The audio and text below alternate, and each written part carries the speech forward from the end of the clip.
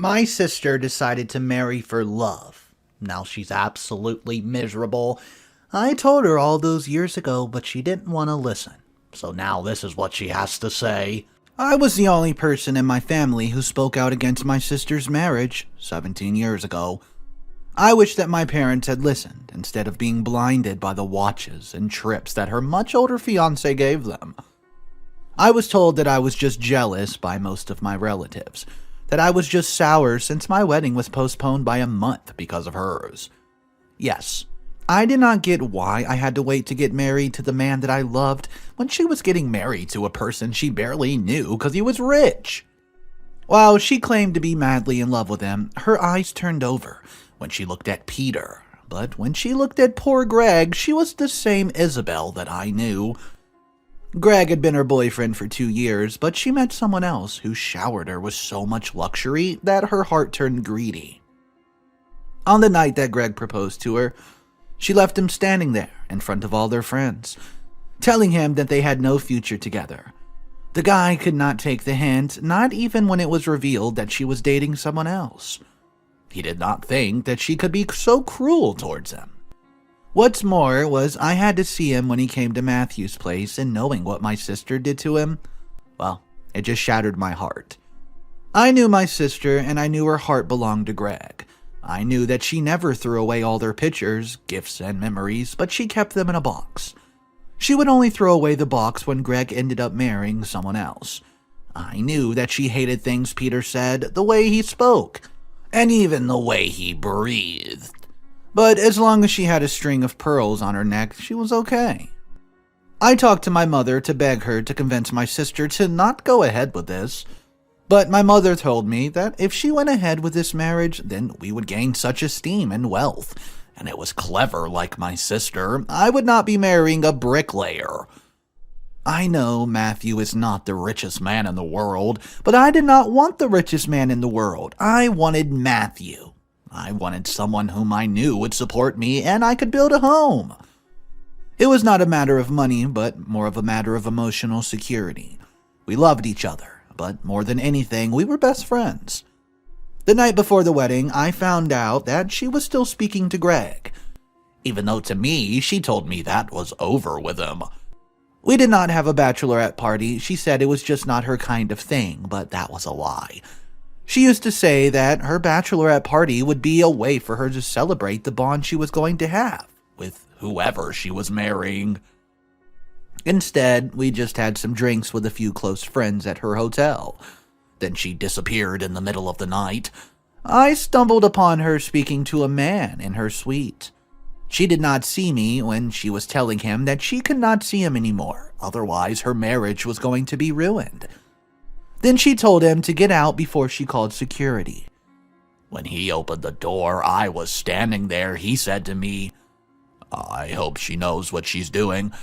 That breaking my heart is worth it."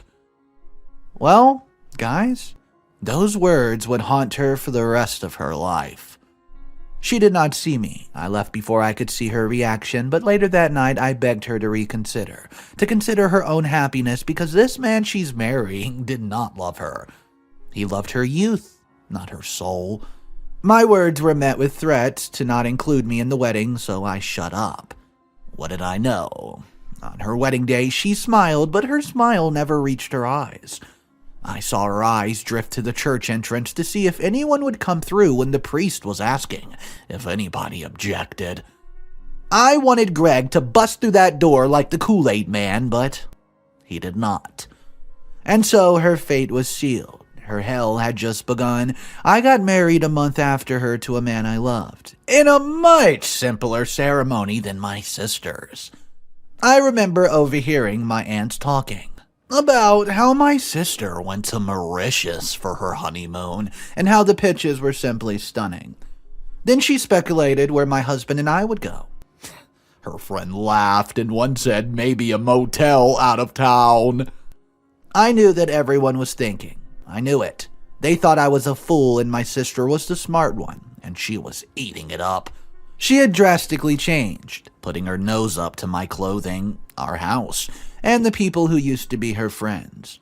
Now she went for tea, yoga, trips around Europe, and wore shoes that cost double my wedding dress. I was not envious of her because I thought that surely it was worth it and she had to be happy, right? Well, now I have a 16-year-old daughter and she has a 15-year-old daughter who's just a couple months younger than mine. We barely see each other or talk, but I always know what's going on in her life because of my mother. My mom brags about her, the places she's been, the mansion she lives in, but she does not care that I've just completed my master's degree, that my husband has a very important position working for the mayor. But, you know what they say, it is what it is. I don't have too much to complain about in my life. I have my health, a faithful husband, and a well-mannered baby girl. But I've started to see the cracks in my sister's life, and I'm wondering how she's still alive. It started several months ago in the picture of her now 84-year-old husband. Yeah, he's 84 now. It leaked, showing that he was with a very young model-looking girl who was barely legal. I had a feeling that he cheated on her, but she just turned a blind eye to it. Every time he misses a commitment to her or her daughter, they receive gifts days later. After one such occurrence, she asked, "How does your husband make up for when he stands you up?" I swear by the end of the year I'll be drowning in new watches. And I answered with this: if he messes up, he apologizes, but he never missed a single commitment without a valid excuse. And that shut her up. Days after the situation, she called me one night crying about Greg. It took me only a minute to realize that she was drunk or high on something. She tended to have a flask with her at every family gathering, with a pair of dark sunglasses. But when I asked if everything was okay in her marriage, she told me of course it was, and that soon she would be much happier, but she never emphasized how soon. It was a joke that ran in town that she had just waited 10 or so years, then she would be free of that ill-tempered, lying and abusive man. We thought that she was not happy, but she put up the mask for several years, but it was starting to slip. My mother was blind to all that was happening to her precious daughter. She told her to hang on to the marriage, and told her that she needed more money because what Isabel gave her last time wasn't enough.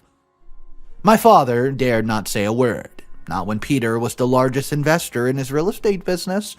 Their indifference towards her suffering made me so upset. I wanted to shake them and let them see what they doomed her with, but they thought she was happy. Yeah, or they preferred her to be happy so they could keep using her. Remember how I said my daughter Gia is well-mannered and does not give me any problems? Things have been very strange since the day she slept over at my sister's house. It was supposed to be a girls' sleepover with her cousin and a few other girls. I was not alarmed about sending my daughter to my sister's place because, if anything, my sister adores her niece. Gia loves visiting her aunt because of all the gifts she gets, but also because her cousin's very nice. A bit shy, but good to my daughter. Otherwise, I would not let them hang out if she was a bad influence. When Gia came home that weekend, she appeared to be in less of a good mood than usual. She jumped at the slightest sound and paced nonstop. Knowing my daughter, she was an overthinker, and if something was wrong, she would be restless before she was forced to confess. When she was a kid, she usually confessed on her own to stealing some money from my purse to buy sweets. Mathew says that she has a very high moral and ethics, which I believe. Up until then, I would have told you that I knew my daughter, that she was a humble person, and would not get caught up in the most of the stuff her peers get involved in without telling me so. We could talk it through as a family. But when the nightmares started, and she started talking to herself, I knew that something was wrong. But when I feared, was that something it happened at the party? I know how mean girls can get, and my daughter has always had a hard time fitting in with people her own age. I went through so many scenarios about what was going on and even asked my mom for advice, which I instantly regretted.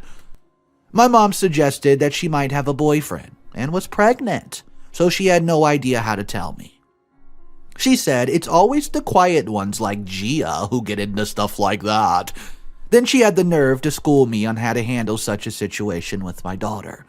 She told me to just buy a pregnancy test and find out once and for all, but I knew that was not it. It was something about what happened at my sister's place. But what could it be? Well, my mom would not hear anything bad about my sister, even when I suggested that she might have seen some abusive behavior from Peter to her aunt, and that was why she was so scared. When I told her that she could not go to her aunt's house again later that week, she panicked. My husband and I spoke about the matter, and we came to a very difficult decision. As whatever was stressing her since she left my sister's house was messing up her sleep schedule, we had to find out and do what we could to fix it. I had tried to call my sister and ask her about it, but she cut me off every time and said she was busy, which was funny because she did not go to work or have to do any chores in her mansion.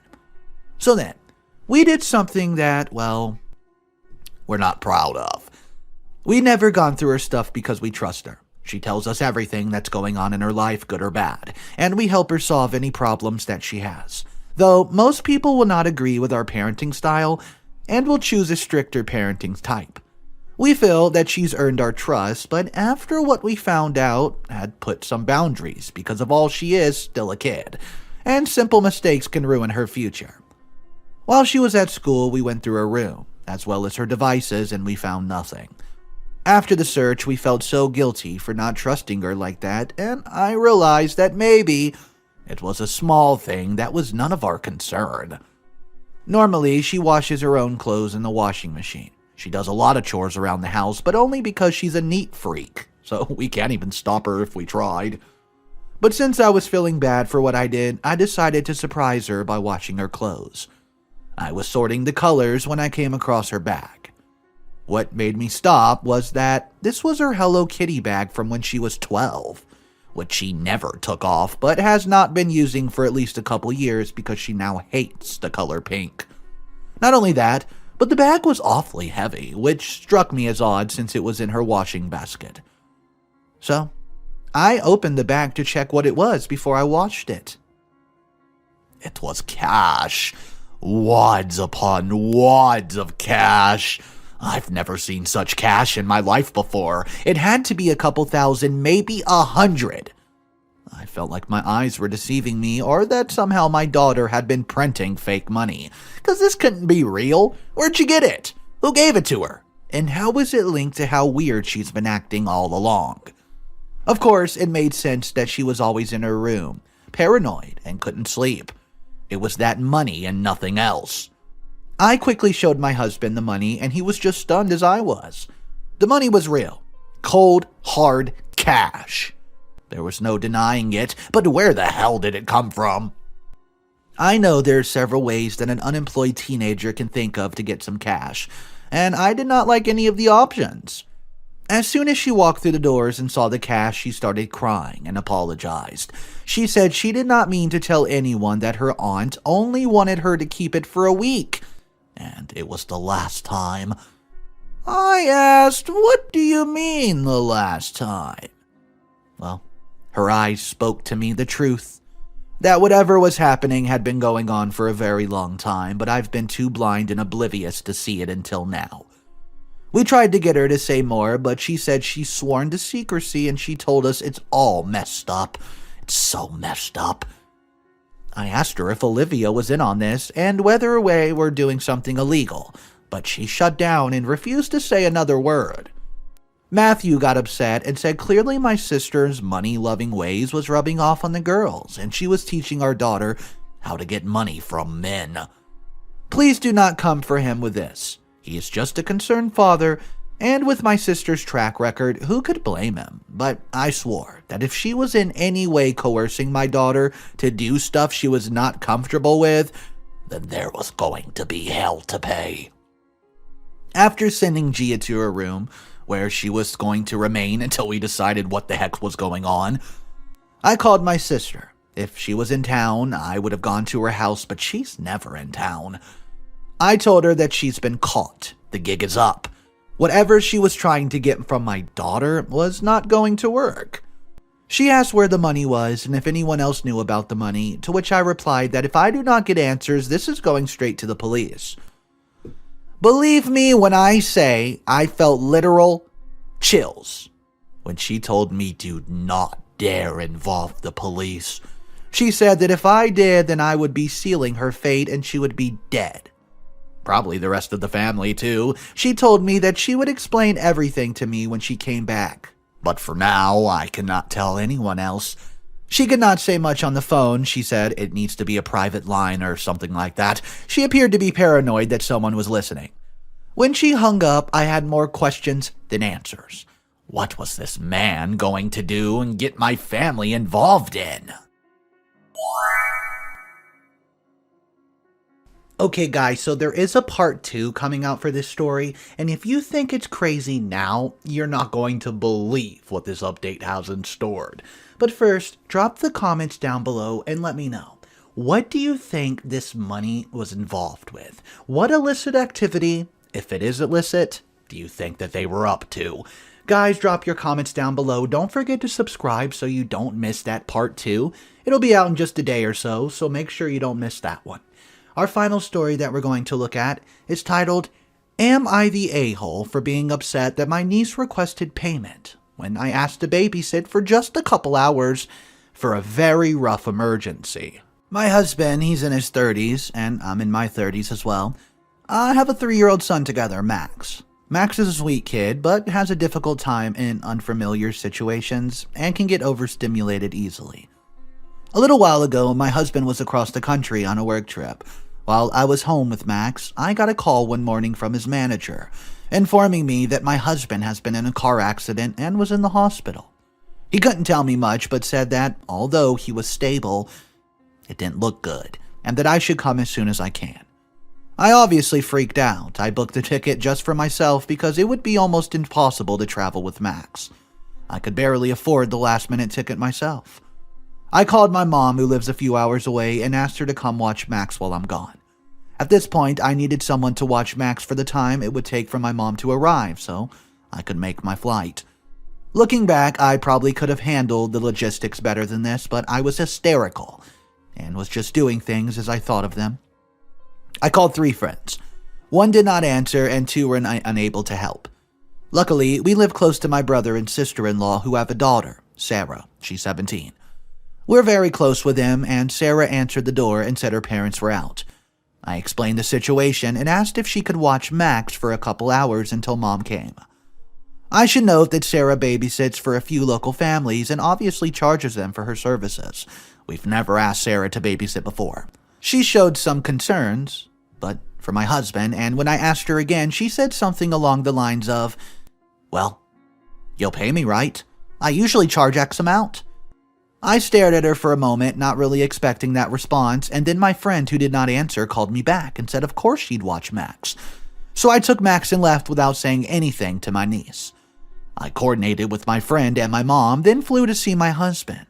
He needed emergency surgery, but he's making a full recovery. A few days after, he was able to fly home. We had dinner with my brother and sister-in-law. We were talking about the accident, and I mentioned that I've asked Sarah to watch Max. I also noted that I was a little upset that she brought up payment in such a moment. My brother was surprised and said he would talk to her as that's not an appropriate reaction. But my sister-in-law interjected and said she was proud of Sarah for advocating for herself. She and I argued, and she said I was entitled. Yeah, entitled for being surprised that Sarah asked for money. To be clear, if I asked Sarah to babysit under normal circumstances, obviously I would expect to pay her. It was unsettling that Sarah would bring up payment while, for all I know, my husband was dying in a hospital bed on the other side of the country. I think it would have been more empathetic to bring up the topic of payment once I returned, you think? Plus confirm my husband was okay. My sister-in-law still being cold with me, and so is my niece. Am I the a-hole for getting upset? Okay, so my opinion on this story is not the a-hole. I think it was an emergency, and Sarah should have babysat. Here's a comment that was the #1 comment. It says, not the a-hole. It was an emergency, a one-off thing, and the kid's family, for freaking sake. Your niece is sadly lacking empathy and decency, as is your sister-in-law. I'll bet, and she's agreed, you've done something nice for her upon your return. Glad your husband will be okay, though. Guys, I thought the same thing. It was literally an emergency. Let me know what you would have done. Drop your thoughts down below. Don't forget to subscribe to the channel. Have a wonderful day. I'll catch you in the next one.